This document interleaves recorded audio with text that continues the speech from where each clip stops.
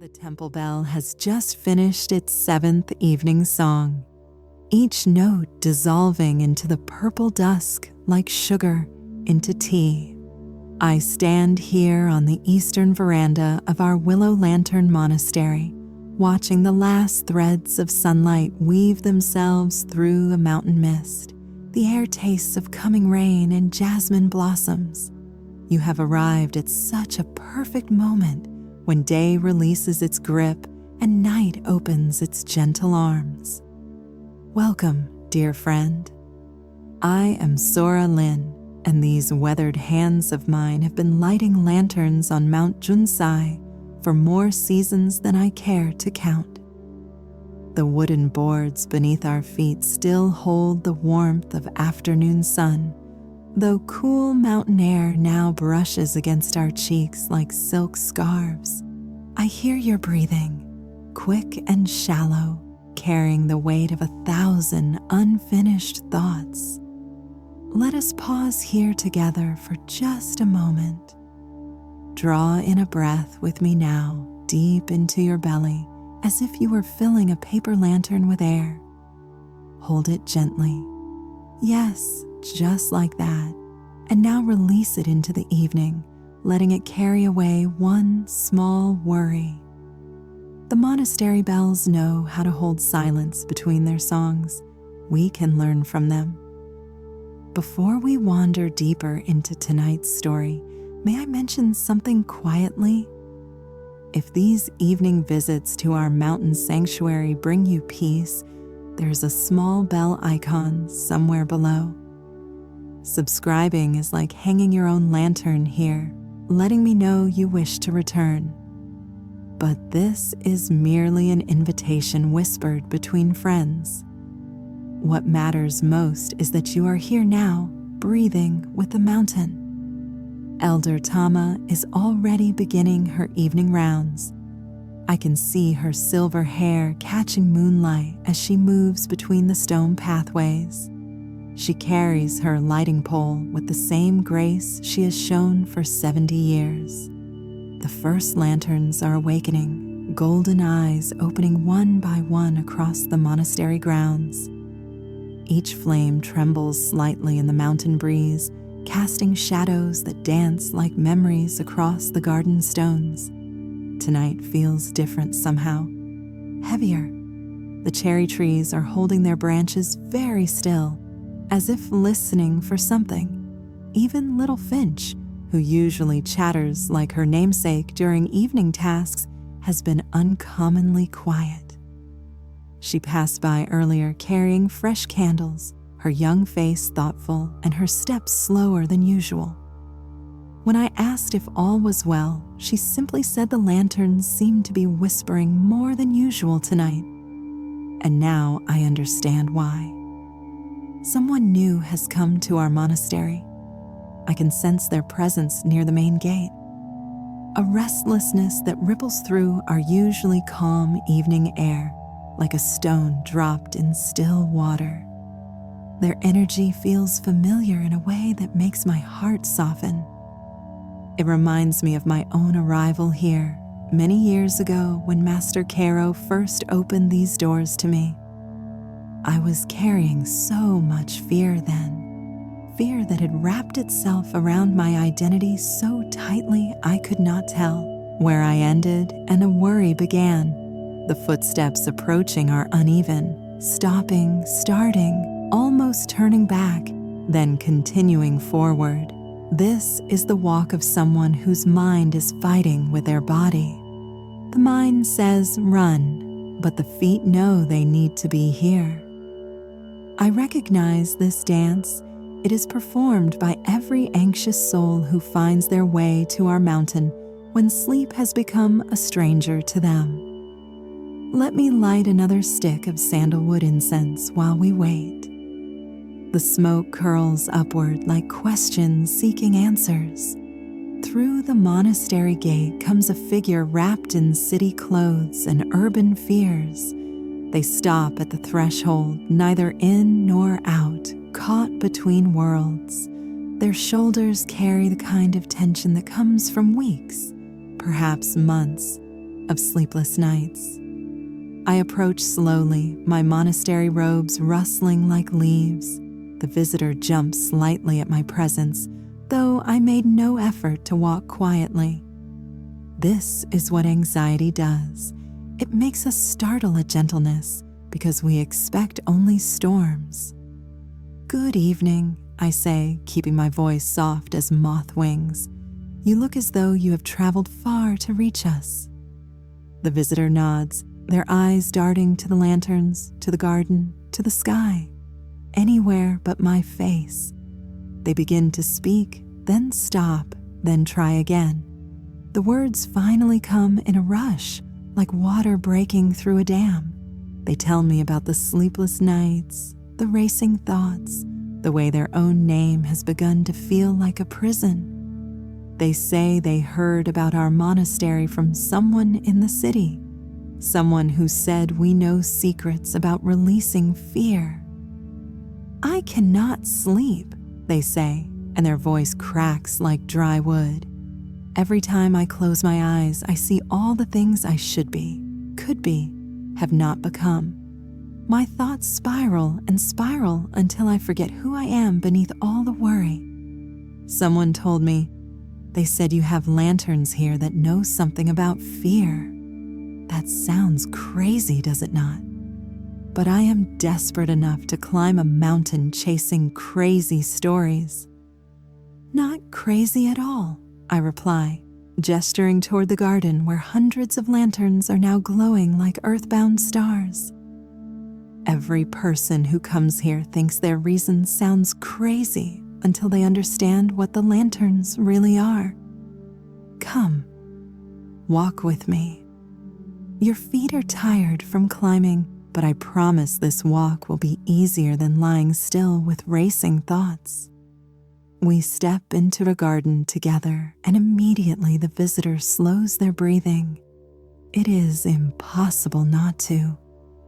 The lanterns create a rhythm with their light, a visual lullaby that speaks to something deeper than conscious thought.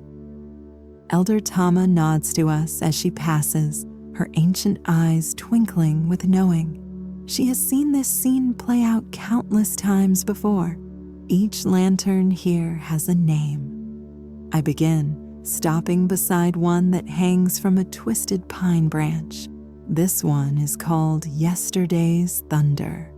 It was named by a farmer who came here 20 years ago, terrified of storms. Not the storms in the sky, but the ones in his mind, the constant rumble of what might go wrong. He stayed with us for one full season, and when he left, he gave this lantern its name. He said yesterday's thunder cannot hurt today's peace. The visitor reaches out tentatively, fingers not quite touching the lantern's wooden frame. I see something shift in their eyes, curiosity beginning to peek through the anxiety like spring shoots through snow. We continue walking deeper into the garden. The stone path winds between clusters of lanterns, each group telling its own story. Some hang from branches, others sit on stone pedestals, still others float in the meditation pond, their reflections doubling their light. The variety seems to mesmerize my companion. That cluster there. I point to 7 lanterns arranged in a circle. Those are called the Breathing Brothers. A musician named them, a young man who had forgotten how to breathe properly because anxiety had tightened his chest like a drum skin. Each lantern represents one full breath he finally learned to take. He said naming them made his breathing real again, gave it substance beyond the fear. "How many lanterns are there?" the visitor asks, their voice already softer than when they arrived. 637 at last count. Though Elder Tama would know the exact number, she keeps the record of names in a book older than some of the trees here. Every lantern was named by someone who came here carrying fear and left carrying peace instead. not because we took their fear away, but because they learned to see it differently. Little Finch appears on the path ahead of us, her small form moving with the easy grace of youth. She carries a tray with 3 cups of tea, as if she knew exactly when we would reach the resting pavilion. This child has an uncanny ability to anticipate needs, perhaps because she herself arrived here as a frightened sparrow and learned to trust the monastery's rhythms. "Master Sora," she says, offering the tea with a small bow. "The Jade Cloud's tea tonight. May brought it this afternoon and said it was specifically good for visitors who cannot remember their own peace." The visitor accepts the cup with trembling hands, and I watch as the warmth seeps through the ceramic into their palms. The first sip brings a visible softening to their shoulders. Jade Cloud's tea has that effect. It tastes like liquid calm, all green and gentle. "Little Finch," I say to my young apprentice, "would you tell our friend about your lantern?" The girl brightens, though she also blushes slightly. When she first came to us, she would not speak for 3 months. Now words flow from her like water from a spring. "Mine is over there."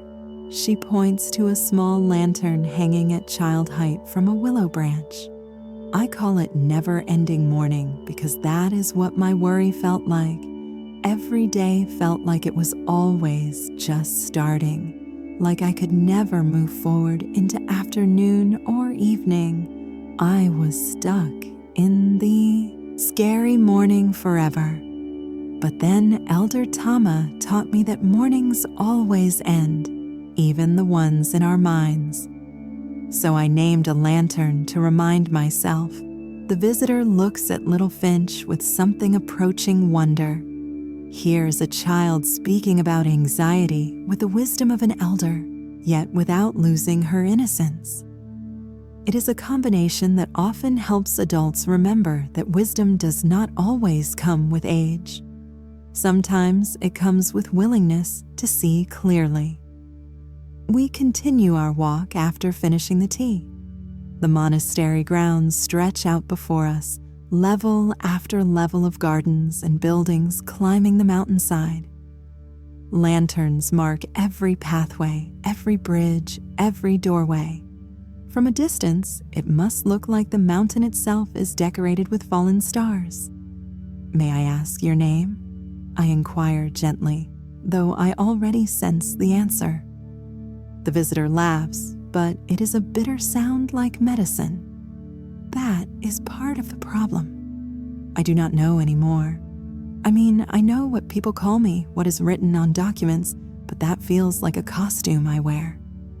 Underneath all the labels and expectations and fears, I do not know who I am. The anxiety has eaten away at my identity like moths in fabric.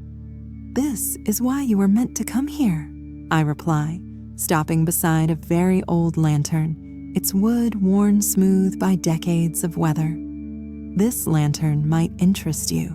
It is called the First Question, and it was named by Master Cairo himself when he was young and first building this monastery. The visitor leans closer, drawn by the mention of the monastery's founder. Master Cairo came to this mountain running from his own fears. I continue, my voice taking on the rhythm of remembered stories. He had been a successful merchant in the capital, but success had become a prison. Every achievement only raised the bar higher. Every accomplishment meant more to lose. He could not sleep because he was too busy maintaining an identity that felt less and less real with each passing day. "What did he do?" the visitor asks, and I hear their own story echoing in the question. "He climbed this mountain in winter. Barefoot, they say, though I suspect that is embellishment. At the top, he found only a small shrine and a single lantern left by some previous traveler. He sat there for 7 days, asking himself one question over and over. Who am I when I am not afraid? Not when I am not anxious, not when I am not achieving, not when I am not failing, but when I am not afraid. On the 7th day, he lit that lantern and gave it its name. The first question. Every other lantern here grew from that one. We walk on, and I can feel the visitor processing this story, turning it over in their mind like a smooth stone.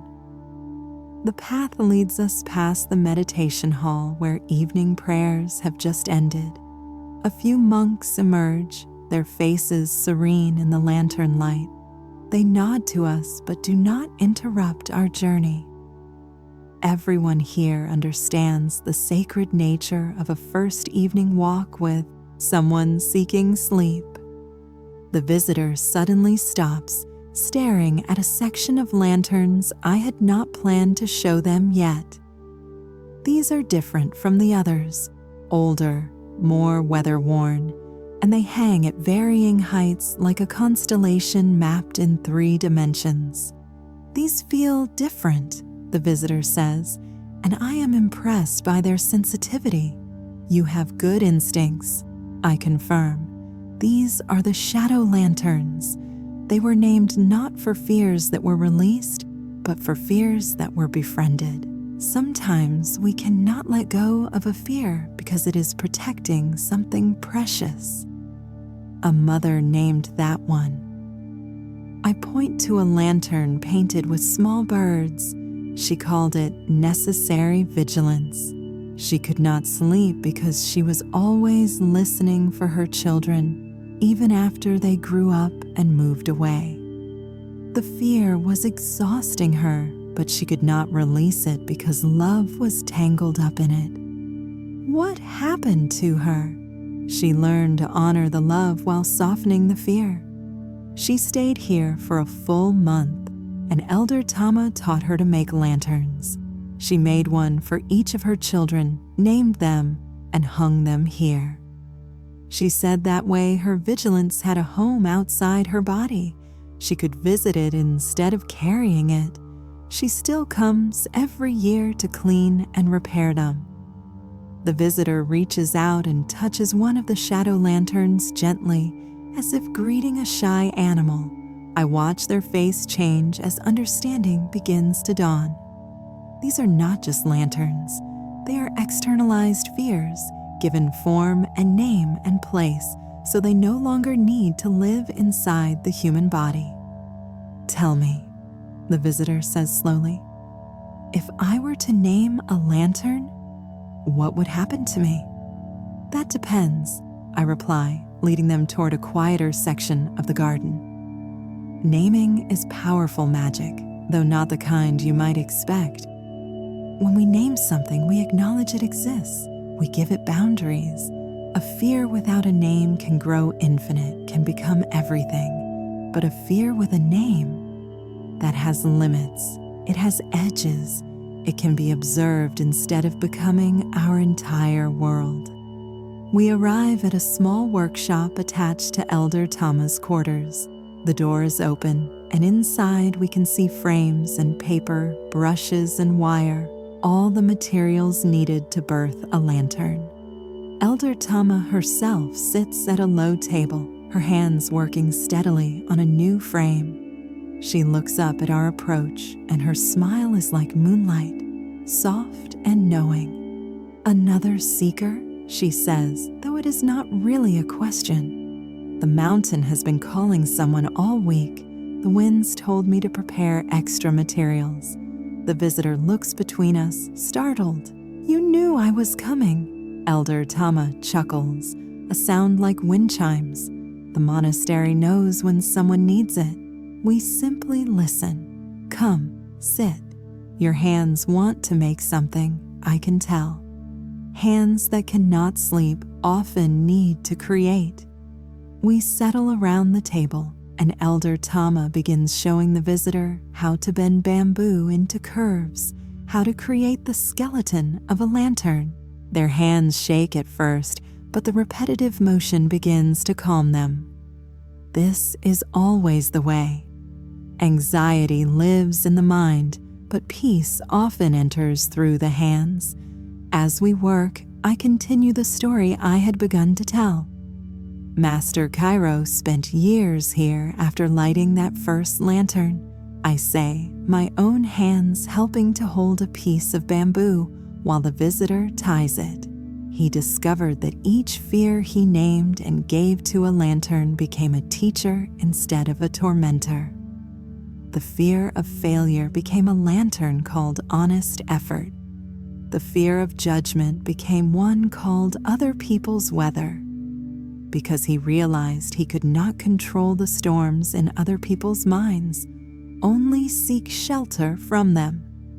The visitor's lantern begins to take shape, an unusual design, not quite round, not quite square, but something in between. Elder Tama nods approvingly. She has always said that the best lanterns are the ones that do not fit standard patterns. Little Finch appears in the doorway, drawn by the activity. She settles beside Elder Tama, her young fingers automatically beginning to help with the paper cutting. This is how she learns, not through formal lessons, but through presence and participation. "Are you going to name a lantern tonight?" she asked the visitor with the direct curiosity of childhood. I do not know," the visitor admits. "I do not even know what I would name it. My fear feels too big, too shapeless. It is like trying to name fog." Elder Tama makes a thoughtful sound. Fog has many names: morning's uncertainty, the soft confusion, the gray between. Sometimes we do not name the fear itself, but the experience of it. "What does your sleeplessness feel like?" The visitor pauses in their work, considering. "It feels like I am a bell that will not stop ringing. Even when the striker has gone, the vibration continues. My thoughts echo and echo until I cannot tell the original sound from its reverberations." "Then perhaps," I suggest gently, "your lantern could be called the echo's end, or the bell's rest, or even the silence after sound." Something shifts in the visitor's expression, a recognition, a relief, as if they have just heard their own experience validated and reflected back to them in a way that makes sense. This is what naming does. It takes the internal and makes it external, takes the infinite and makes it finite. The visitor's hands have found a rhythm now, wrapping the delicate paper around the bamboo frame with growing confidence. I watch as their breathing naturally synchronizes with the work, inhaling as they measure, exhaling as they attach. Elder Tama was right, as she usually is. Hands that cannot sleep need something to create, something to birth into the world besides worry. "Master Sora," Little Finch says suddenly, her voice carrying that particular tone that means she has been pondering something. "Why do some people name their lanterns right away, but others take weeks to find the right name?" Elder Tama smiles at the question, her ancient fingers never pausing in their work. "Naming requires knowing," she says simply. Some people know their fear intimately because they have been dancing with it so long. Others have been running from it and need time to turn around and look at its face. The visitor nods slowly, understanding flickering across their features like candlelight. "I have been running," they admit, "for so long that I forgot what I was running from. Now I just run because running is who I have become." This confession hangs in the workshop air like incense smoke. We all feel the weight of it, the truth of it. How many of us have become our coping mechanisms, forgotten who we were before the fear arrived? "Let me tell you about another lantern," I offer, sensing that more stories might help contextualize their experience. There is one hanging near the meditation hall called The Imposter's Mask. It was named by a brilliant scholar who came here convinced that everyone would eventually discover she was not as intelligent as she seemed. She could not sleep because she spent her nights rehearsing conversations, preparing defenses against accusations that never came. "What happened to her?" the visitor asks, their hands stilling for a moment. "She stayed here through the winter season," I continue, remembering the woman's journey. "Every morning she would sit with that lantern and tell it one true thing about herself. Not an achievement or a failure, just a true thing, like how she preferred her tea or that she enjoyed the sound of rain. Slowly, she began to recognize herself beyond the performance. When spring came, she no longer needed to rehearse because she was not acting anymore." Elder Tama adds another story, her voice like aged wood, smooth and warm. "There was a merchant who named his lantern the Ledger of Lost Days.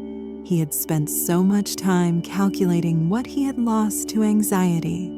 Hours of sleep, moments of joy, opportunities missed, that the accounting itself had become his identity.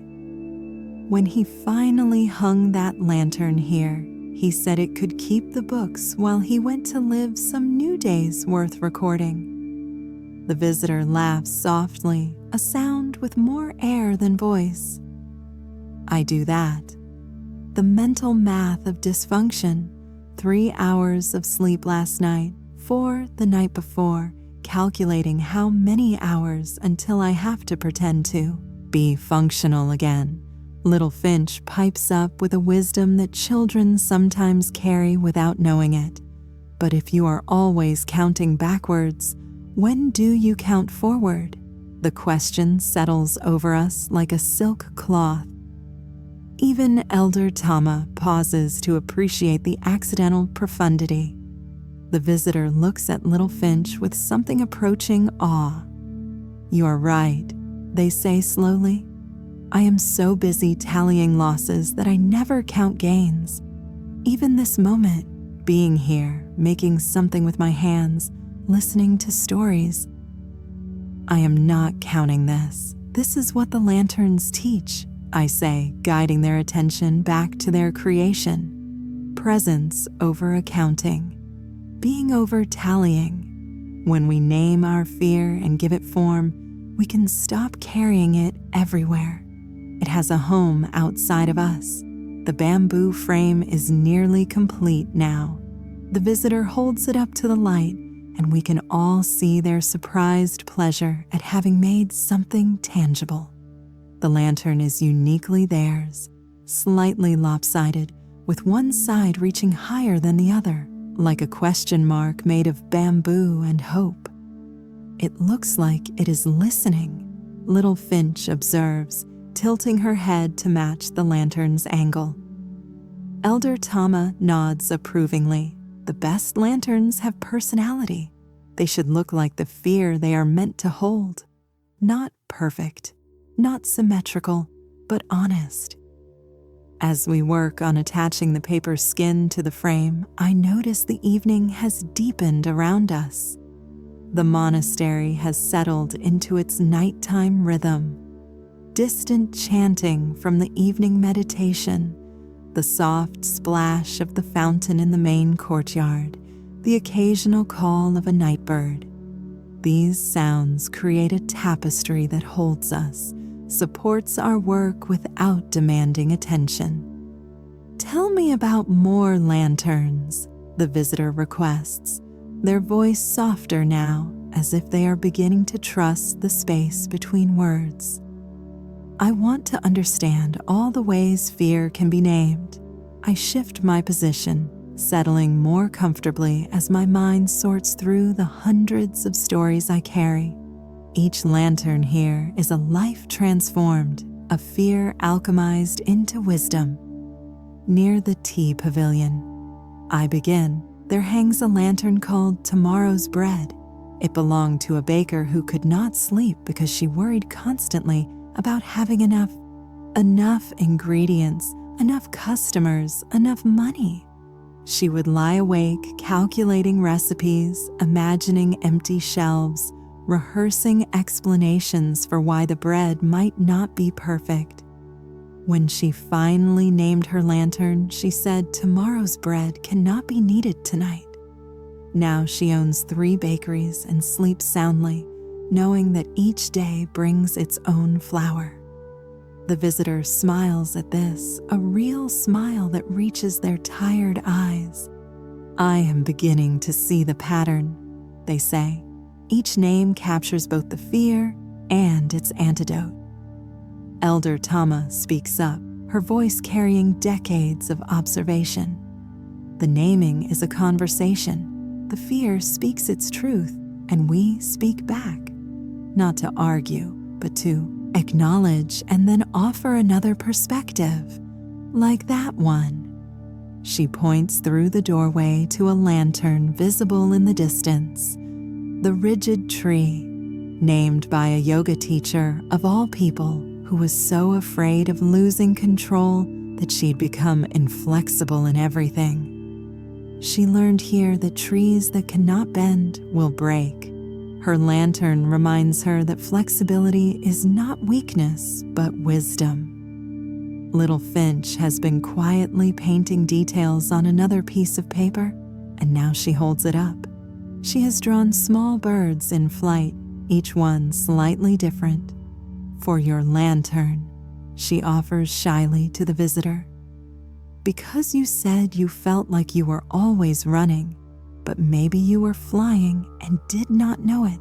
The visitor accepts the painted paper with such tenderness that I see tears beginning to form in their eyes.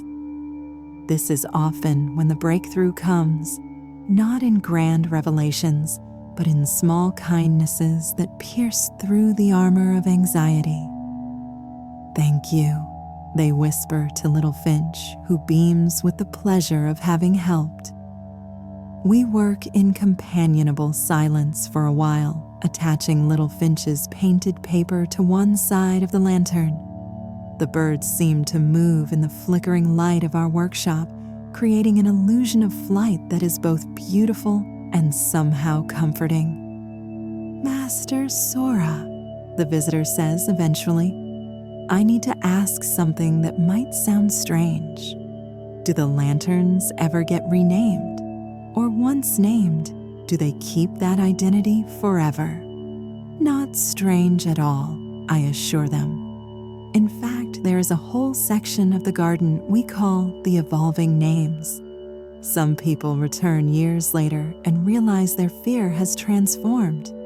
The lantern that once held the weight of expectations might become the teacher of boundaries. The fear does not disappear, but transforms into wisdom. Elder Tama adds, her hands never ceasing their careful work. There is one lantern that has been renamed 7 times. Each name was a stage of healing for the person who originally hung it here. First, it was the dark tunnel, then the gray passage, then the dim corridor, then the shadowed path, then the shaded walk, then the dappled trail, and finally the road home. Same lantern, same person, but the relationship with fear changed over time. The visitor absorbs this information like dry earth receiving rain. I can see them reconsidering their own relationship with fear, beginning to see it as something mutable rather than fixed. The night has grown deeper around us, and I notice the visitor trying to suppress a yawn. This is good. The body is beginning to remember its natural rhythms. But there is more to share before sleep can truly come. Would you like to walk more? I suggest. Your lantern needs time to dry, and there are other parts of the monastery that might speak to you. They nod, standing and stretching muscles that have been bent over delicate work. We leave Elder Tama and Little Finch to continue their crafting and step back into the garden night. The temperature has dropped, and our breath makes small clouds in the air. The visitor pulls their jacket closer, but I notice they are not shivering from anxiety anymore, just from the honest cold of mountain evening. We follow a path I have not taken them on yet, one that winds up toward the higher terraces. Here, the lanterns are arranged differently, not in clusters or lines, but in spirals and circles, creating patterns that seem to shift as we walk past them. This is the dream garden, I explain.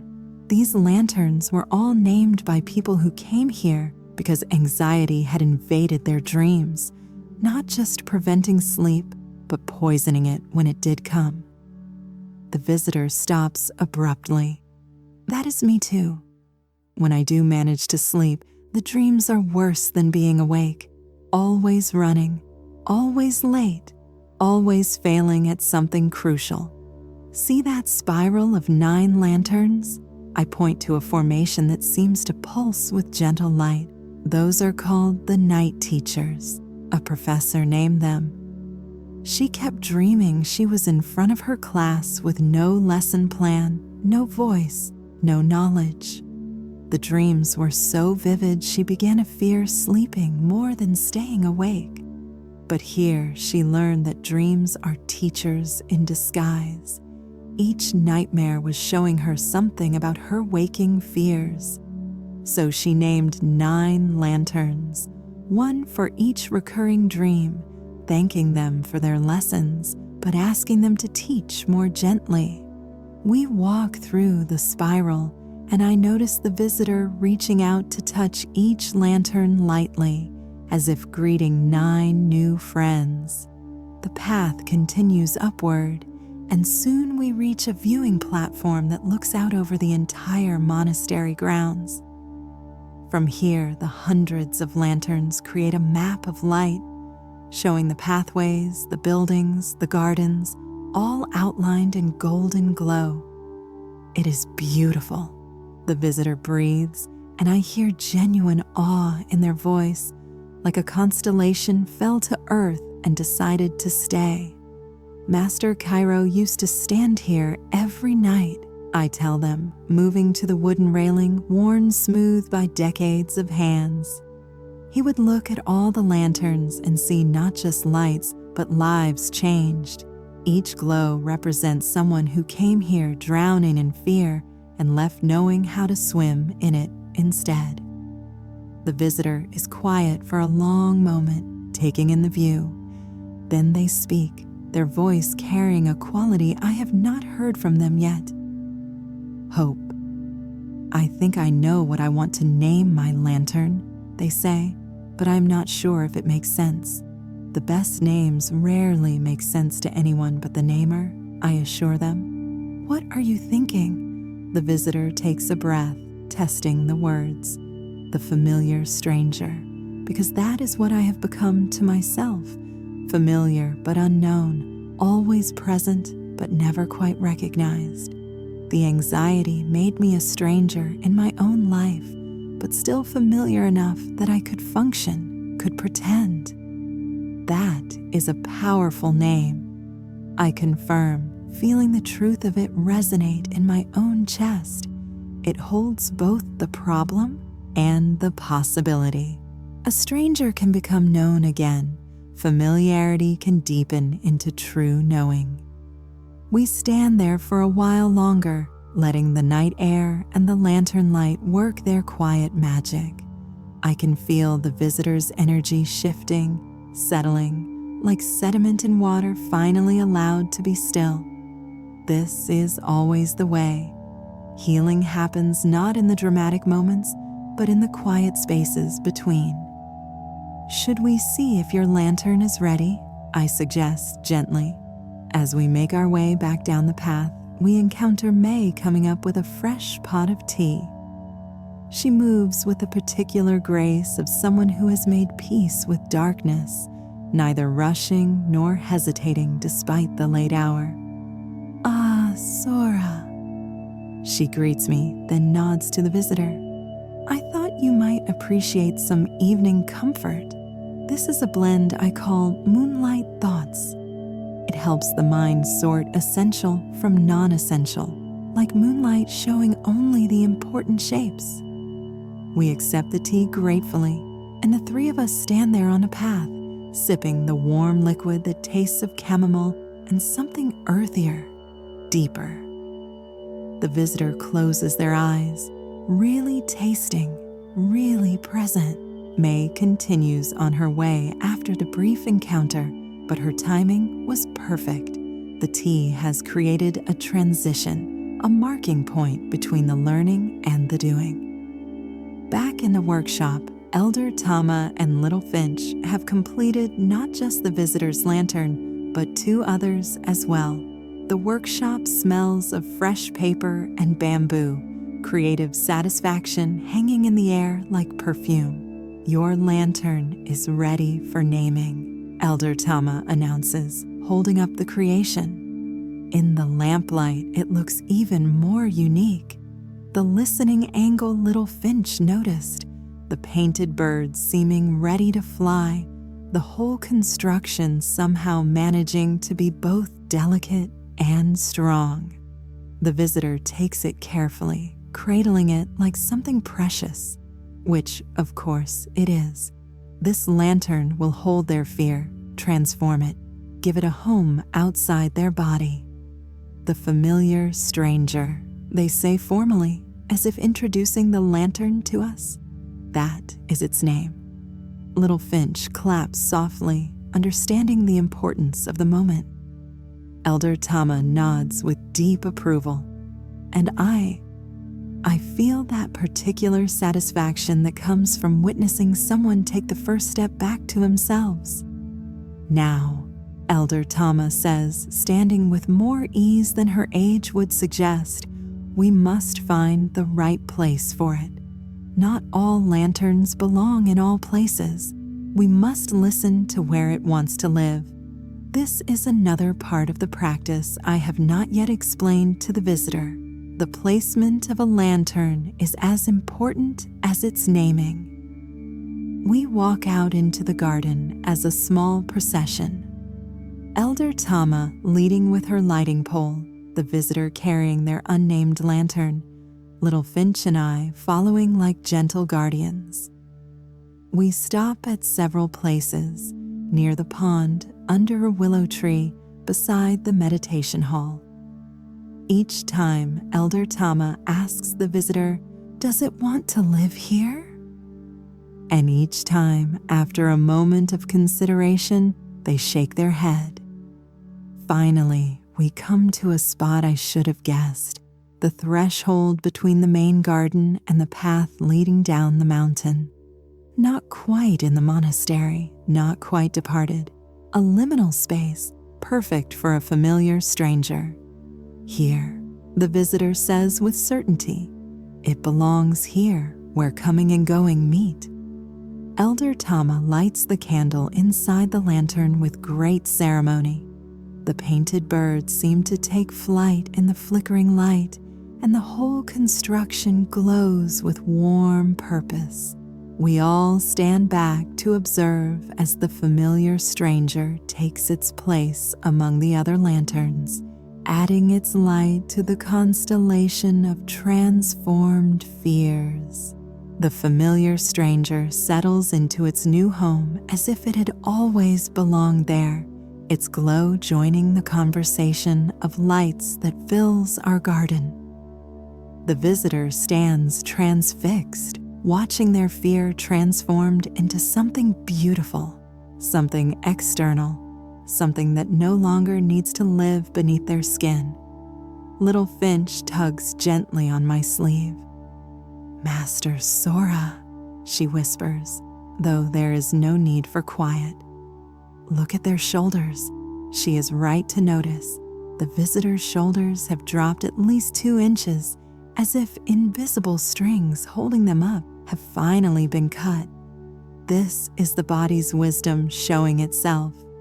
Muscles remembering how to release when the mind finally gives permission. "How do you feel?" Elder Tama asks, her question simple but profound. The visitor considers for a long moment. "Lighter," they say finally, "but also strange, like I have set down a backpack I forgot I was wearing. My balance feels different." "This is normal," I assure them. "You have been carrying that fear so long it became part of your physical architecture. Your body needs time to remember how to stand without that weight." We begin walking back toward the main monastery buildings, but our pace is different now, slower, more contemplative. The visitor keeps glancing back at their lantern as if checking that it is still there, still holding what they released. "Will it be all right out here?" they ask, "in the rain and wind?" Elder Tama chuckles softly.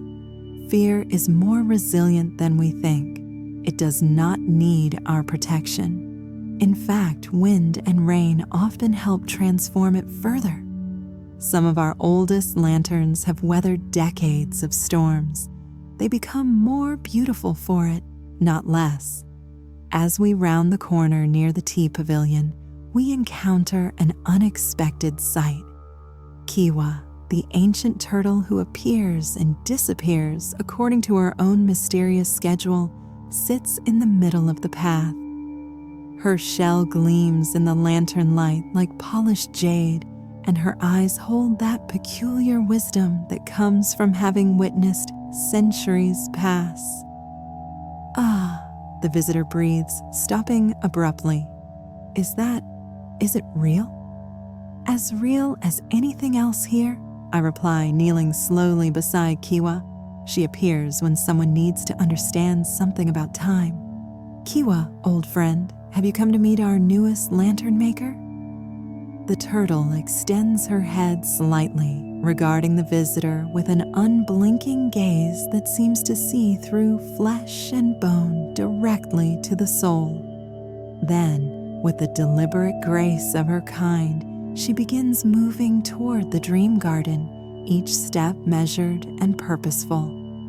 "I think she wants us to follow," Little Finch says with delight. She loves when Kiwa appears because the turtle never leads them to the same place twice. We adjust our path to follow the ancient creature. Her pace forces us to slow even further, to match the rhythm of geological time rather than human urgency. The visitor seems hypnotized by her movement, the way her legs extend and retract, the subtle sway of her walk. Kiwa leads us to a section of the garden I had not planned to show the visitor tonight. A circular grove where the oldest lanterns hang. These are different from the others. Their frames made from woods that are no longer harvested, their papers so thin they seem more like captured mist than material. "The ancient fears," Elder Tama says reverently. "These lanterns are older than the monastery itself. Master Cairo found them here when he first climbed the mountain. No one knows who made them or who named them, but their names are recorded in the oldest books." The visitor steps into the grove with appropriate awe. The lanterns here do not just glow. They seem to breathe light, pulsing gently like sleeping hearts. Kiwa settles in the center of the circle, apparently having delivered us to our destination. "What are their names?" the visitor asks in a hushed voice. I move clockwise around the circle, reciting the names I learned from Master Cairo years ago. The first silence, the last echo, the weight of stars, the depth between, the narrow tomorrow, the wide yesterday, the breathing stone, the sleeping thunder, the waking dream. Each name hangs in the air like incense smoke. The visitor listens with their whole body, leaning toward each lantern as if pulled by invisible threads. When I finish the recitation, they stand in the center with Kiwa, turning slowly to take in the full circle. These fears, they say slowly, are not personal. They are bigger, universal. Elder Tama nods approvingly. These are the fears that belong to all humans. The fear of existence itself, of consciousness, of time, of meaning. Every personal fear is just a smaller version of these great fears. When we name our small fears, we participate in the ancient human practice of making the infinite manageable. Kiwa chooses this moment to continue her journey, moving with steady purpose toward the eastern side of the monastery. We follow again, a strange procession in the lantern-lit darkness. The visitor seems different now, not just calmer, but somehow more solid, as if naming their fear and seeing these ancient fears has given them substance. The turtle leads us to a building I have not mentioned yet, the memory hall, where monks practice the art of intentional forgetting, not forgetting in the sense of loss, but in the sense of release. The hall is dark except for a single lantern at the far end, casting long shadows that dance like living things. "Why here?" the visitor asks, though I suspect they already sense the answer. "Sometimes," I explain, "to truly release a fear, we must also release the memory of who we were when we carried it. Not forget entirely, but allow that version of ourselves to become a story rather than an identity." This hall is where we practice that transition. Little Finch has been uncharacteristically quiet during this part of our journey, but now she speaks up with the clarity that often surprises me. "I came here when I first arrived," she tells the visitor.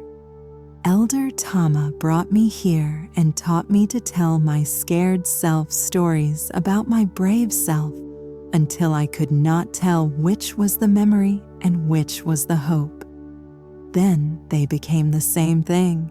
The visitor looks at this small girl with something approaching reverence. "You were afraid when you came here?" Little Finch nods matter-of-factly. "So afraid I could not speak. My voice had gotten lost somewhere inside the fear, but the monastery found it for me, or maybe it helped me find it myself. I am still not sure which." We enter the memory hall together, our footsteps echoing on the ancient wooden floors. The space is mostly empty, just cushions arranged in a circle and that single lantern providing light. But the walls are covered with thousands of small papers, each one containing a single word or phrase. "Released memories," Elder Tama explains. "When someone lets go of a fear identity, they often write one word to represent who they were, not to forget, but to honor and release." The visitor walks slowly along the walls, reading some of the words aloud. Perfectionist, worrier, insomniac, imposter, runner, fighter, hider, pretender. Each word is written in different handwriting, some bold, some trembling, some so faint they can barely be read. Together, they create a tapestry of human experience, a map of all the ways we become our coping mechanisms. "Would you like to add a word?" I ask gently. The visitor considers, then nods. Elder Tama produces a small piece of paper and a brush from her ever-present pouch. The visitor takes them, thinks for a long moment, then writes a single word: "Sleepless." They pin it to the wall among the thousands of others, and something shifts in the room's energy. The word finds its place in the constellation of released identities, no longer alone, no longer defining. Kiwa, having apparently completed her mysterious mission, begins making her way toward the door. We follow her back out into the garden. where the night has grown even deeper. The moon has risen fully now, painting everything in silver and shadow. I should tell you more about the lanterns, I say as we walk. There are stories you should hear before the night grows too old. We settle in the moon viewing pavilion, a raised platform with a perfect angle to see both the sky and the reflection of the moon in the monastery pond. The visitor seems more at ease now, sitting with legs crossed, no longer perched as if ready to flee. There is a section of lanterns near the kitchen, I begin, called the hunger names. They were all named by people whose anxiety manifested as relationships with food. One is called the empty fullness, named by someone who could never feel satisfied no matter how much they ate. Another is the starving safety, named by someone who controlled food to feel they controlled something in their chaotic life. The visitor nods slowly. Control. That is what it is really about, is it not? We develop these fears and behaviors because we are trying to control something uncontrollable. Little Finch pipes up with her unexpected wisdom. But controlling is like holding water in your fist. The tighter you squeeze, the less you keep. Elder Tama smiles at her young apprentice. Who taught you that, little one? The fountain, Little Finch replies simply. I watch it every day. The water goes where it wants, but it always ends up where it needs to be. We sit with this truth for a moment, letting it settle into our bones. The visitor seems to be absorbing these teachings not just with their mind, but with their whole being, the way plants absorb sunlight. Tell me about the failed lanterns, the visitor says suddenly. Surely not everyone who comes here succeeds in naming their fear. What happens to those attempts? I exchange a glance with Elder Tama, impressed by the question. Most visitors do not think to ask about the failures, but this one understands that the full story includes what does not work. Follow me, Elder Tama says, rising with her usual grace. She leads us to a storage building I rarely show visitors on their first night. Inside, illuminated by our hand-carried lanterns, are shelves and shelves of incomplete, broken, or abandoned lantern frames.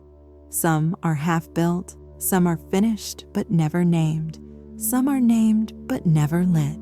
These are just as important as the ones in the garden, Elder Tama explains.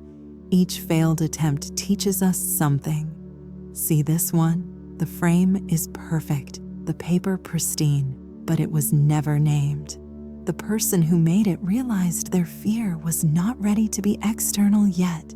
They needed to carry it longer to understand it better. They took the lantern home and brought it back 3 years later, finally ready to name it the patient teacher. And this one? The visitor points to a lantern that seems to be made entirely of broken pieces reassembled. Ah, that is one of my favorites, I say, carefully taking it down from a shelf.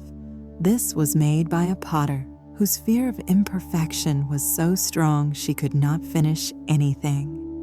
She would break her pottery if it had the slightest flaw. When she came here, she broke 7 lanterns trying to make them perfect. Finally, Elder Tama had her make 1 lantern from all the broken pieces. She named it the Beautiful Incomplete and hung it in the garden for 1 full season. When she left, she asked to take it with her. She brings it back every year to show us, still broken, still beautiful, still teaching.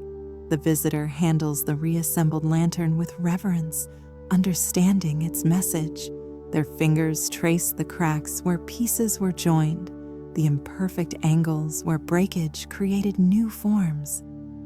Is anyone ever cured? They ask.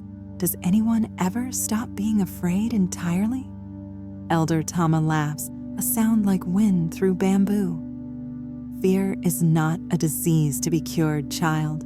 It is a teacher to be understood. We do not come here to stop being afraid. We come to learn how to dance with fear instead of fighting it. Watch. She takes us back outside to where we can see a monk practicing martial arts forms in the courtyard. His movements are fluid, graceful, each gesture flowing into the next without pause. He is dancing with invisible opponents, Elder Tama explains, not fighting them, not defeating them, but moving with them. This is what we learn to do with fear. We acknowledge its presence, respect its power, but we do not let it lead the dance. The visitor watches the monk intently, and I can see them beginning to understand something fundamental. Their body has relaxed even more, the exhaustion they have been fighting finally being allowed to show itself. You are tired, I observe gently, true tiredness, not the wired exhaustion of anxiety. The visitor nods, a yawn escaping before they can suppress it. I am. For the first time in months, I feel actually tired instead of just depleted. This is good, Elder Tama says. The body remembers how to sleep when the mind stops standing guard. Come, there is one more thing to show you before we prepare your sleeping quarters. She leads us to a small building I have not mentioned yet, the Dream Archive.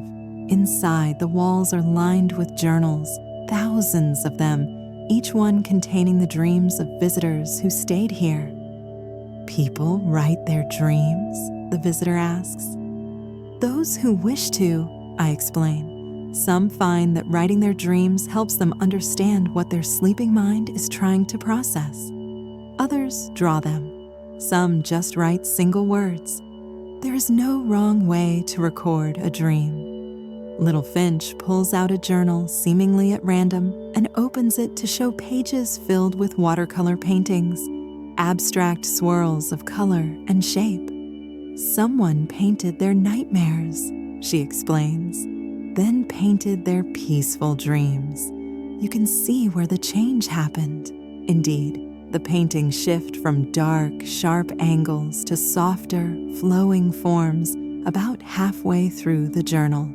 The transformation is not sudden, but gradual, each dream showing a little more light, a little less chaos. The visitor runs their fingers over the pages gently.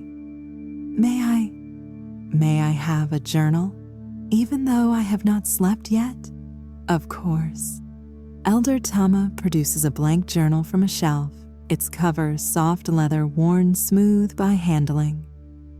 Sometimes writing the intention to dream is the first step toward actual dreaming. We make our way toward the guest quarters as the monastery bell chimes midnight. 12 soft notes that seem to dissolve into the darkness like sugar into tea. The visitor counts them silently. I can see their lips moving slightly with each number. Your room is prepared, I tell them as we approach a simple but comfortable building near the garden where their lantern hangs. You can see the familiar stranger from your window if you wish. Some people find it comforting to see their fear given form and separated from them. The room is indeed simple. A sleeping mat, a low writing desk, a window that frames the garden perfectly. Little Finch has placed a small vase with a single branch of cherry blossoms on the desk, and Elder Tama has left a pot of sleeping tea still steaming on a tray. Before you sleep, if sleep comes, I say, standing in the doorway, remember that you do not have to achieve sleep. You do not have to succeed at it. Simply lie down and let your body remember what it knows. If sleep comes, welcome it. If it does not, that is also acceptable. You have named your fear. That is enough for one night. The visitor stands in the doorway of their room, neither fully in nor fully out, and I recognize this hesitation. It is the pause before trust, the moment before surrender. How many nights have they stood at the threshold of sleep, afraid to cross over? What if I cannot, they ask, and their voice carries the weight of 1,000 failed attempts. What if even here, even after naming my fear, I still cannot sleep? Then you will not sleep, I reply simply, and tomorrow night you will try again, and the night after that. The monastery does not measure success by single nights, but by seasons. Some of our most peaceful sleepers took weeks to remember how. There is no schedule for healing. Little Finch adds her own comfort, young voice carrying old wisdom. When I first came here, I stayed awake for 6 nights straight. I was so afraid that if I slept, I would wake up back where I started. Elder Tama sat with me every night, just breathing. On the 7th night, I fell asleep to the sound of her breathing. Sometimes we need to borrow someone else's rhythm until we find our own again. The visitor looks at this small girl with such gratitude that my heart softens like wax near flame. Children who have known fear and found their way through it become the most powerful teachers. They prove that fear is survivable, that anxiety is not a life sentence. Elder Tama steps forward with the practical wisdom of someone who has tended countless sleepless souls. The tea beside your bed is made from mountain herbs that grow only here. They do not force sleep, but invite it. Drink it or not, as you feel called. The journal is for whatever wishes to be written. Dreams, thoughts, fears, hopes. The ink will not judge your words. We begin to withdraw, giving a visitor space to settle into their new environment. But they call us back with a question. The other people who have stayed in this room, did they find what they were looking for? I consider how to answer this. Each room in the monastery holds thousands of stories, layers of seeking and finding, losing and recovering. This room, I say finally, has housed poets who forgot their words and found them again in silence. It has sheltered parents whose children had grown, leaving them uncertain who they were without someone to protect. It has given refuge to healers who had absorbed too much of others' pain to feel their own peace. Each person found something, though rarely what they expected to find.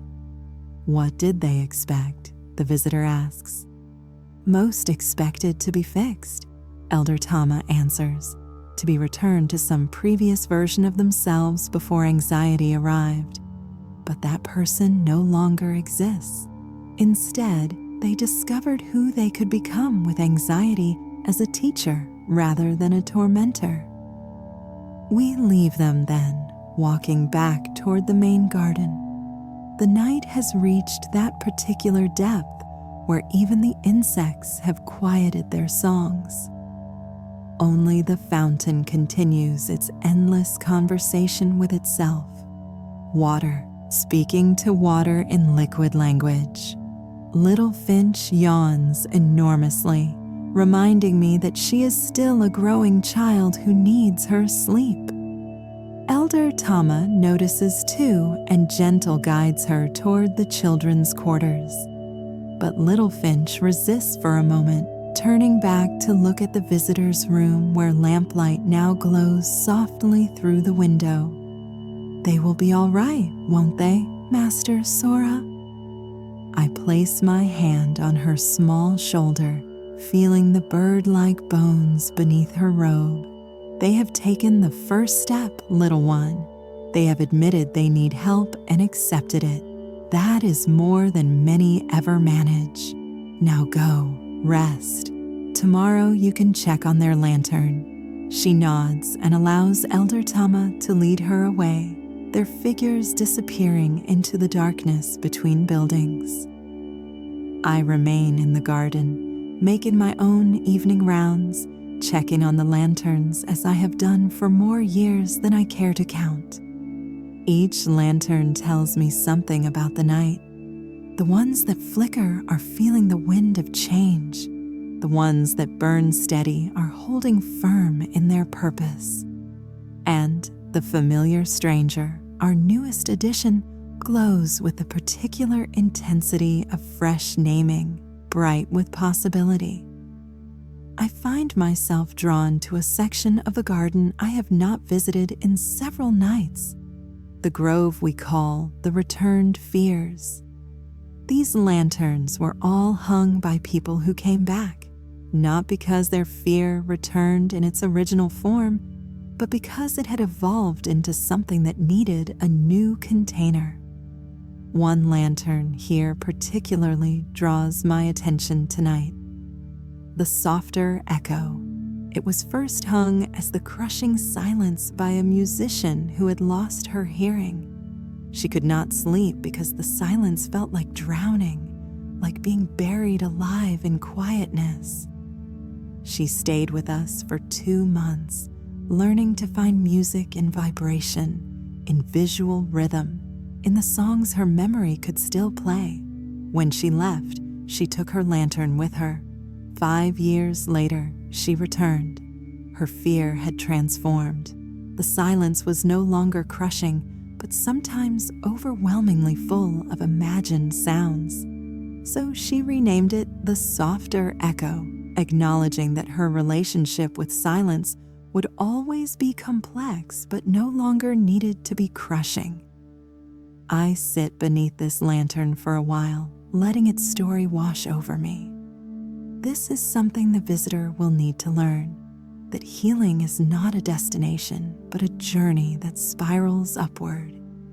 We revisit our fears at different altitudes, seeing them from new angles, understanding them with deeper wisdom. A sound draws my attention. Footsteps on the wooden walkway. Not the visitor. These steps are too sure, too measured. I turn to find May approaching with her tea cart, even at this late hour. Sora, she greets me with a smile. I thought I might find you here. The night feels heavy with teaching, does it not? Indeed, I reply, accepting the cup she offers without my asking. May has an uncanny ability to know what tea is needed before the need is voiced. Tonight, it is something that tastes of pine and moonlight.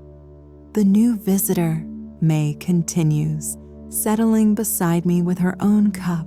They carried a kind of exhaustion that goes bone deep. I have seen it before in those who have been running on anxiety for so long they have forgotten what genuine energy feels like. They named their lantern the Familiar Stranger. I share, knowing May will understand the significance. She nods thoughtfully, a powerful name. It acknowledges both the disconnection and the possibility of reconnection. How did Kiwa respond to them? I smile at the question. May is one of the few who understands that Kiwa's appearances are never random. She led him to the ancient fears, then to the memory hall. She seemed approving. That is significant, May agrees. Kiwa only shows the ancient fears to those who are ready to understand that personal fear is part of a larger human experience. The visitor must have unusual depth, even if anxiety has clouded it. We sit in comfortable silence for a while, sipping our tea and watching the lanterns dance in the night breeze. This is one of the gifts of long friendship, the ability to share silence without feeling empty. Do you remember? May asks eventually, when Master Cairo first taught you about the naming? How could I forget? I was so certain I was too broken for such gentle medicine. I had come here carrying rage disguised as fear, convinced that my anger made me unworthy of peace. Master Cairo spent 3 days just sitting with me, saying nothing, until I finally asked why he was wasting his time. Do you know what he said? May shakes her head, though I suspect she has heard this story before. Friends know when we need to retell our stories, to remember our own journey from darkness to light. He said, I continue that time spent with suffering is never wasted, that my anger was just fear wearing armor, and armor can be removed once we realize the war is over.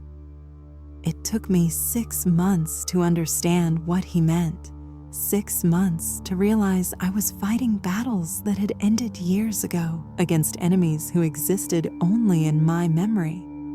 And your first lantern, May prompts gently. The righteous fist, I say, laughing softly at the memory. Such a dramatic name.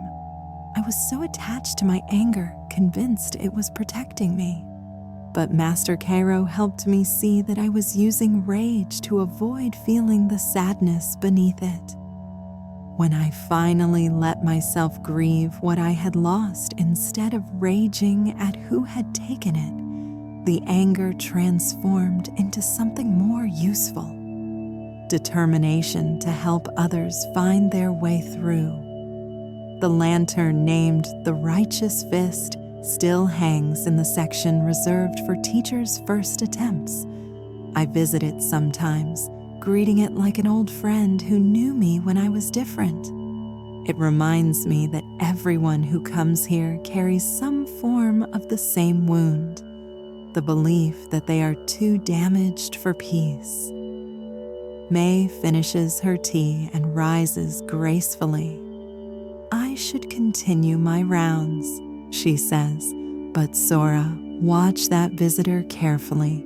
There is something about them. They remind me of you when you first arrived, that particular combination of desperation and determination. They will either transform profoundly or flee before dawn. She disappears into the darkness with her cart, the soft sound of wheels on stone fading into night. I remain seated, contemplating her words. She is right, of course. Some visitors cannot withstand the vulnerability of being seen, of having their fear witnessed and named. They leave in the dark hours, taking their unlit lanterns with them, not ready yet for the transformation offered. But I do not think this visitor will run. There was something in the way they held their lantern, the way they spoke its name. Recognition, relief, the beginning of release. I rise and continue my walk through the garden, stopping at various clusters of lanterns to remember their stories. Here is the heavy crown, named by a leader who could not sleep for fear of making wrong decisions. There is the empty nest, named by a mother whose children had died and who could not forgive herself for surviving them. Beyond that, the broken compass, named by someone who had lost their sense of purpose and could not rest without direction. Each lantern is a testament to human resilience, to our ability to externalize and examine what threatens to destroy us from within. Master Cairo understood this when he created this practice. He knew that fear unnamed grows in darkness like fungus, but fear brought into light and given form becomes manageable, even beautiful. I find myself at the meditation hall, drawn by a soft sound from within. Peering through the doorway, I see one of our resident monks, Brother Shin, sitting in perfect stillness. But I know his story, know that beneath that stillness lies a history of panic so severe he once could not leave his home for 2 years. His lantern, the grateful prison, hangs near the entrance, reminding him that even isolation served a purpose in his journey. He opens his eyes as I enter, offering a small smile. Cannot sleep, Master Sora? I laugh quietly. Sleep and I have made our peace. I come and go from it as needed. But you, I thought you had overcome your night vigilance years ago." "Overcome is too strong a word," he replies. "Made friends with it, perhaps. Some nights my body remembers the old fears and needs to sit with them. Not to fight, just to acknowledge." "Yes, I remember you." I tell the anxiety, "Thank you for trying to protect me. I am safe now." This is the deepest teaching we offer here. Not the conquering of fear, but the befriending of it. Each lantern in our garden represents someone who learned to say thank you to their fear before asking it to loosen its grip. Brother Shin rises gracefully. "Would you like to sit for a while?" Sometimes the meditation hall holds special comfort in the deep night hours. I accept his invitation, settling onto a cushion worn soft by years of use. The hall is different at night, more intimate, as if the darkness draws the walls closer. We sit in shared silence, not meditating formally, but simply being present with the night and each other. After some time, Brother Shin speaks again. The new visitor. Their energy has shifted the monastery's feeling. Have you noticed? I have. Every person who comes here changes the collective energy, but this visitor has brought something particular, a quality of searching that goes beyond simple desire for sleep. They are looking for themselves, for the person they were before fear became their identity. They will find them, Brother Shin says with quiet confidence. Or rather, they will find who they are meant to become. We never really return to who we were, do we? We spiral forward, carrying the wisdom of our fears transformed. A soft bell chimes somewhere in the monastery. Not the main bell, but one of the smaller ones used to mark the watches of the night. 3 chimes, the hour of deep dreaming when those who can sleep are farthest from waking consciousness. I wonder if our visitor has found sleep, Brother Shin muses. As if in answer, we hear footsteps outside, but these are not the frantic steps of someone fleeing or the heavy steps of someone defeated. These are the curious steps of exploration. Through the doorway, we see the visitor walking slowly through the garden, still awake, but somehow different from when they arrived. They pause at various lanterns, reading names, absorbing stories. Their body language has changed, less rigid, more fluid. They still carry exhaustion, but now it is honest exhaustion rather than the wired tension of anxiety. Should we? Brother Shin starts to ask, but I shake my head. Let them explore. This is part of the process. Learning to be awake without panic, to exist in darkness without fear. They are discovering that sleeplessness does not have to mean suffering. We watch as the visitor continues their slow journey through the garden. They stop longest at the familiar stranger, their own lantern, and I see them mouth words I cannot hear. Perhaps gratitude, perhaps goodbye, perhaps a promise to return. Then they do something unexpected. They sit down right there in the garden, cross-legged on the ground beneath their lantern. Not in meditation posture, just sitting, looking up at the light they created. Their shoulders rise and fall with deep, steady breaths. They are learning to be still, Brother Shin observes with satisfaction. That is the first step toward true rest. We remain in the meditation hall, witnesses to this small breakthrough. The visitor stays beneath their lantern for perhaps an hour, sometimes looking up at it, sometimes closing their eyes, sometimes gazing at the other lanterns around them. There is no struggle in their stillness, no forcing. They are simply being with themselves, perhaps for the first time in months or years. Finally, they rise, bow slightly to their lantern, as if thanking it, and walk back toward their room. Their steps are slower now, heavier with genuine tiredness rather than exhaustion. "They might sleep now," Brother Shin says softly. "Perhaps," I agree.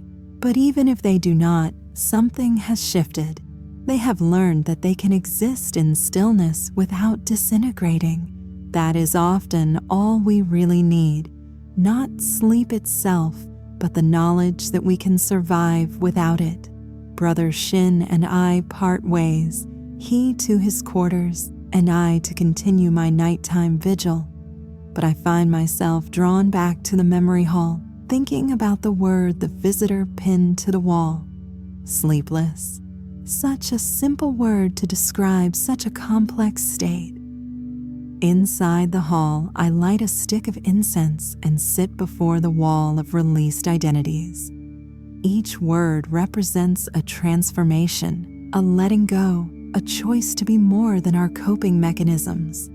The visitor's sleepless has already found its place among the others, no longer isolated, part of a larger story of human struggle and transformation. I think about my own word pinned to this wall so many years ago. Fury. It took me 3 attempts to write it, my hand shaking with the effort of acknowledging what I had become. But once it was on the wall, external to me, I could see it for what it was. Not my essence, but a costume I had worn for protection. The incense smoke curls around me, and I find myself speaking aloud to the empty hall, or perhaps to all the released identities witnessing from the walls. "You were all so brave," I whisper to the words on the walls, "to name yourselves honestly, to see what you had become, and then to choose becoming something else." The visitor who wrote Sleepless does not know it yet, but they have joined a lineage of transformation that stretches back through all human history. The incense burns lower, and I notice the quality of darkness beginning to shift. Not lighter yet, but softer somehow, the way night becomes gentle just before it considers becoming dawn. This is the hour when the monastery seems to breathe deepest, when even the buildings settle more firmly into their foundations. I leave the memory hall and walk toward the kitchen, knowing that soon the early rising monks will begin their day. But for now, the space is mine alone. The great iron stove still holds warmth from yesterday's cooking, and I set water to heat for the first tea of the coming day. While the water warms, I stand at the kitchen window that looks out over the valley below. On clear mornings, you can see all the way to the distant city, its lights twinkling like earthbound stars. But tonight, this morning, mist fills the valley like a bowl of milk, hiding the world below. We are islands in a sea of clouds, separate from the world's concerns. The water begins to sing in the kettle, that particular sound that comes just before boiling. I remove it from heat and pour it over leaves of morning clarity tea, a blend Elder Tama created specifically for the liminal time between night and day. The steam rises like prayers, carrying the scent of mint and something deeper, earthier.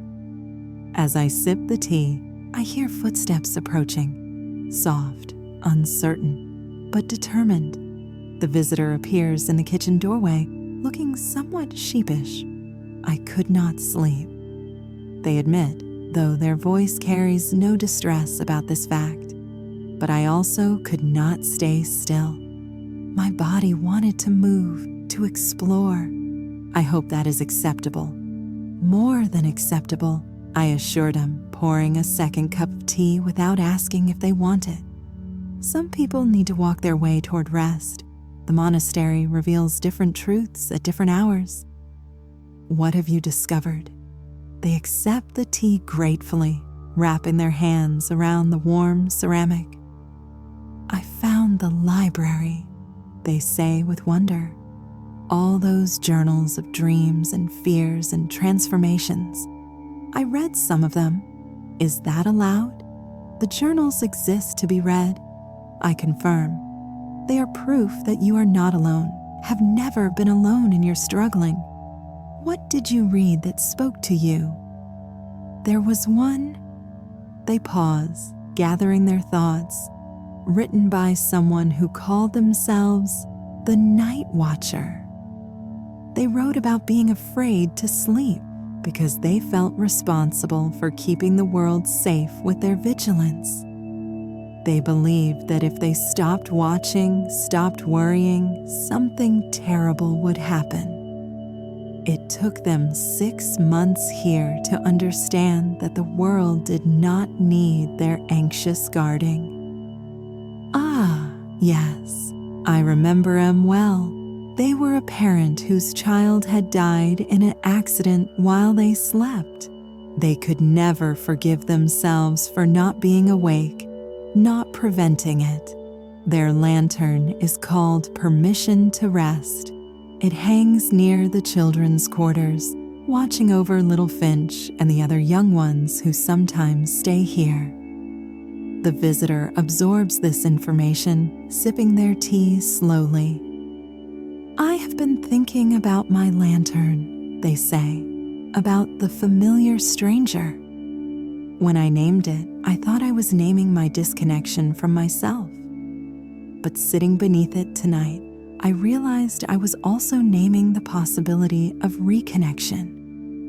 If someone is familiar, they can become known again. If they are a stranger, there is the excitement of discovery. Either way, there is hope. This is the deep wisdom that comes in the quiet hours, when our minds stop racing long enough to hear what our hearts have been trying to tell us. The visitor has made more progress in one night than some make in weeks. Would you like to watch the sunrise? I offer. It happens slowly here, filtered through mountains and mist. Sometimes watching the world wake helps us remember how to sleep. They nod, and we carry our tea to the eastern terrace where I began this evening so many hours ago. The darkness is definitely softer now, though still complete. Stars are beginning to fade, not because of light, but because of approaching change. We settle onto cushions that have been placed here for exactly this purpose, watching the world transform from night to day. The visitor seems more comfortable with silence now, not needing to fill it with words or worries. Tell me about Master Cairo. They request after a while, what was he like as a teacher? I smile at the memories that surface. He was paradoxical, incredibly gentle, yet immovably firm. He could sit in silence for hours, then speak one sentence that would reshape your entire understanding. He believed that wisdom could not be taught, only discovered, so he never gave direct answers.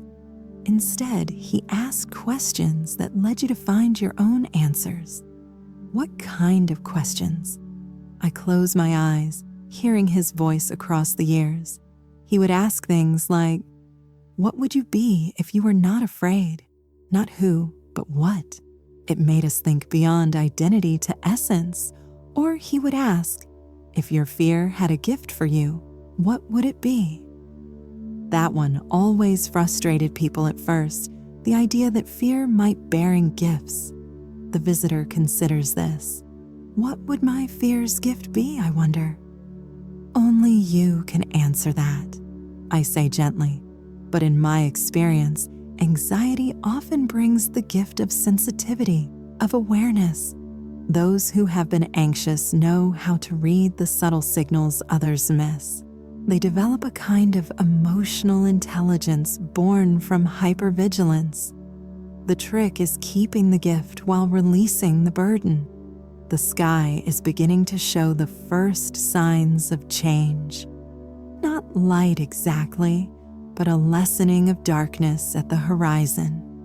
The visitor notices too, leaning forward slightly as if to catch the exact moment night becomes day.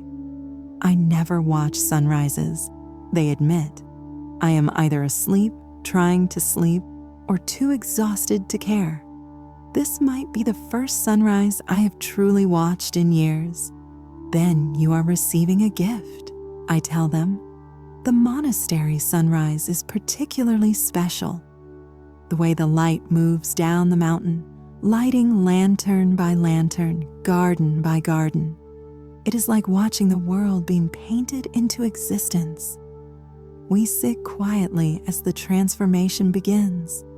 First, the highest peak catches a thread of gold, so thin it might be imagination. Then the light spreads, flowing like honey down the mountainside.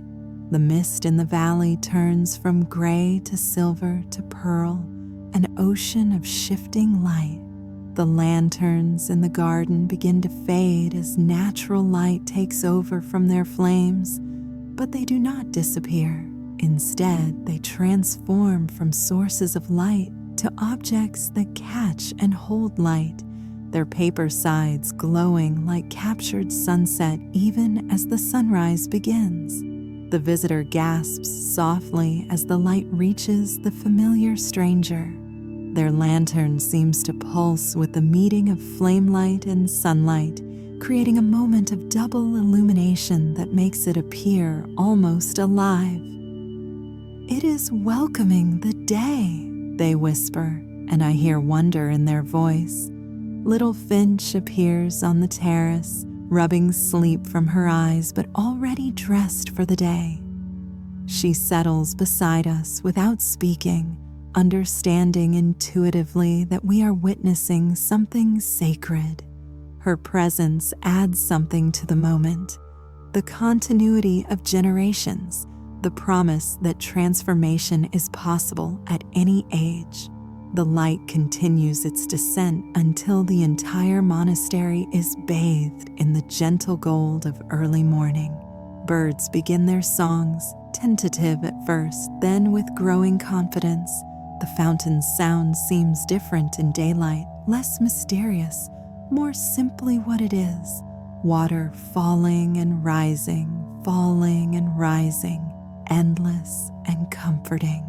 "How do you feel?"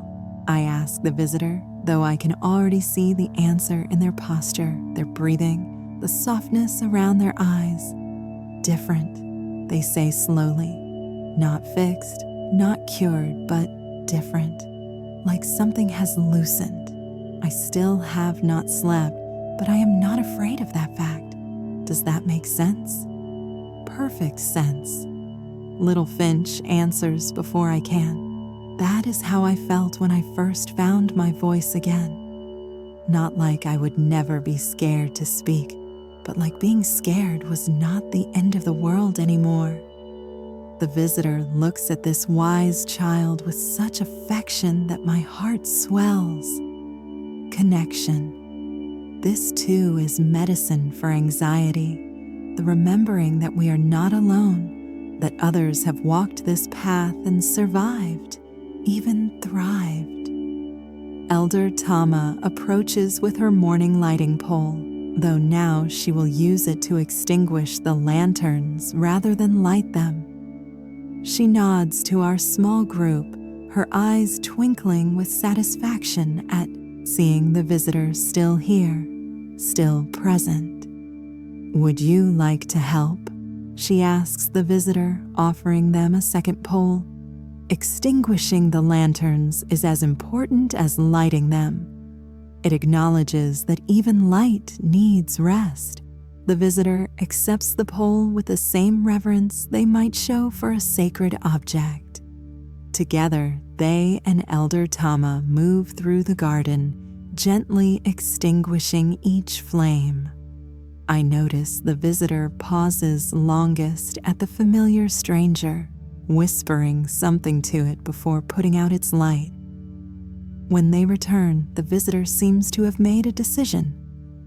"I would like to stay," they announce, not forever, but for a while. Long enough to understand what my fear has been trying to teach me. Long enough to remember who I am when I am not running. Is that possible? More than possible, Elder Tama responds warmly. The monastery has room for all who genuinely seek transformation. You can help with the lanterns, learn their stories, perhaps help others name their own fears in time. The morning continues to brighten around us, and I notice the visitor yawning genuinely for the first time. Not the desperate yawn of insomnia, but the natural yawn of a body remembering its rhythms. I think, they say slowly, I might be able to sleep now. Not because I have to, but because my body is asking to. Is it strange to go to sleep as everyone else is waking? Little Finch laughs, a sound like bells. The monastery does not follow normal time. We sleep when we need sleep, wake when we need waking. Sometimes that means sleeping at noon or midnight or dawn. The body knows better than clocks. The visitor rises, swaying slightly with the exhaustion they have been holding at bay. I will walk them back to their room, ensuring they have everything they need for rest, whether it comes or not. As we walk through the garden, now fully lit by morning sun, the visitor stops one more time at their lantern. Even unlit, it maintains its presence, its promise to hold their fear so they do not have to carry it. Thank you, they say, though I am not sure if they are speaking to me, the lantern, or the monastery itself. You are welcome here. I respond, meaning all of it. The gratitude, the seeking, the fear, the hope. All of you is welcome here. At their room, I ensure the curtains can block the morning light, that fresh water waits by the bedside, that the journal is within reach should dreams come that need recording. The visitor moves slowly, deliberately, preparing for sleep as if it were a ceremony rather than a biological necessity. If I cannot sleep, they begin, but I gently interrupt. Then you will rest, and resting is enough. Your body will remember sleep when it feels safe enough. For now, just lie down and let the mountain hold you. Listen to the fountain, to the birds, to the wind in the lanterns. Let the monastery's breathing teach your breathing how to slow. They nod and enter their room, closing the door gently. I stand outside for a moment, sending silent blessings through the wood and paper walls. Then I return to my duties, knowing that transformation has begun, whether sleep comes today or not. The day progresses with its usual rhythm. May arrives with fresh tea, commenting on the new energy in the monastery. Brother Shin leads morning meditation, his voice carrying across the grounds like distant thunder. Little Finch tends to the garden, watering plants and whispering to flowers as if they were old friends. Around midday, I check on the visitor, moving silently past their room. Through the door, I hear the sound I have been hoping for. Deep, regular breathing, the kind that only comes with true sleep. They have found their way back to rest, guided by a lantern named the Familiar Stranger, and the understanding that fear can be a teacher rather than a torment. I continue my walk, visiting each section of the lantern garden, remembering the stories held here. Each lantern represents a victory, not over fear, but over the belief that fear must define us. The visitor's lantern has already begun to find its place in this constellation of transformation, its story weaving into the larger tapestry. As afternoon approaches evening, I find myself back where this night began, on the eastern veranda, though now facing west to watch the sun begin its descent. The visitor emerges from their room looking softer, younger, as if sleep has washed years from their face. "I slept," they say with wonder, "deeply, without dreams, without fear. I had forgotten such sleep existed. It never left," I assure them. "It was just waiting for you to feel safe enough to accept it. Now come, Elder Tama is preparing to light the evening lanterns. Your second night here begins, and with it, new teachings, new possibilities." We walk together toward a garden where Elder Tama waits with her lighting pole. The visitor accepts a pole of their own, and together we begin the evening ritual. When we reach the familiar stranger, the visitor lights it themselves, speaking clearly as they do. "Thank you for holding what I could not carry.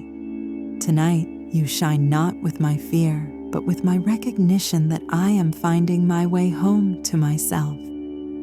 The lantern flares to life, its light joining hundreds of others, creating a map of transformed fears, a constellation of human resilience.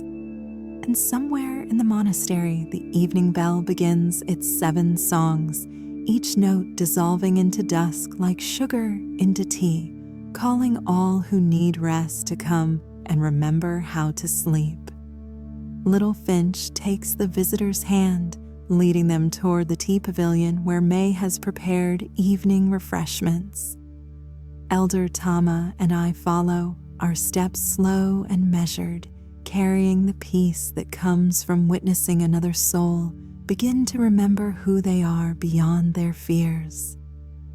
The monastery settles into another night, lanterns glowing, fountains singing, the ancient rhythm of healing continuing as it has for generations.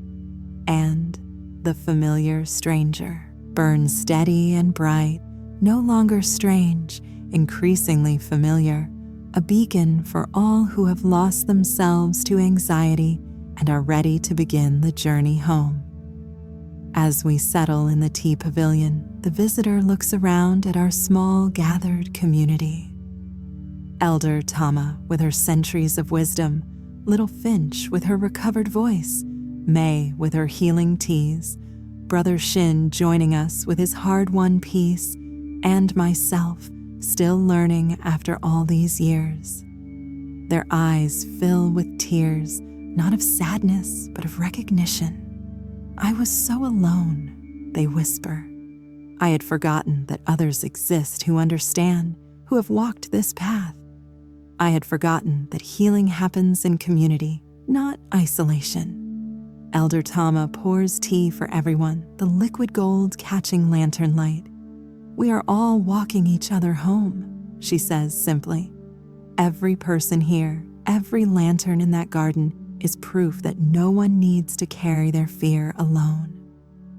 The evening deepens around us, and I notice the visitor's eyes growing heavy again, not with the desperate exhaustion of insomnia, but with the natural tiredness that comes from a full day of being present. They are learning the rhythm of the monastery, the rhythm of trust, the rhythm of letting go. "May I stay for the full season?" they ask, and we all answer together, a chorus of acceptance. "You may stay as long as you need.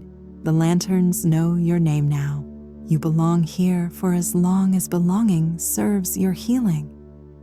And so another story is added to the monastery's collection, another fear given form and name, another soul beginning the journey from anxiety to peace. The familiar stranger glows in the garden, holding space for transformation, proving once again that we can become known to ourselves, that strangers can come home, that fear can become a teacher instead of a tyrant.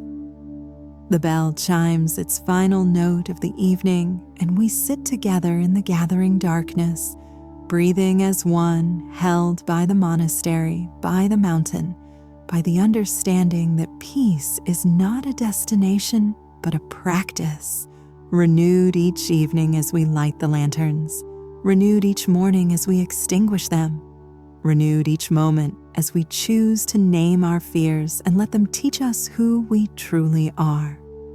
Sleep finds us all in its own time, in its own way, gentle as mist, certain as sunrise, carrying us into dreams where lanterns float like stars, and every fear has a name that transforms it into light.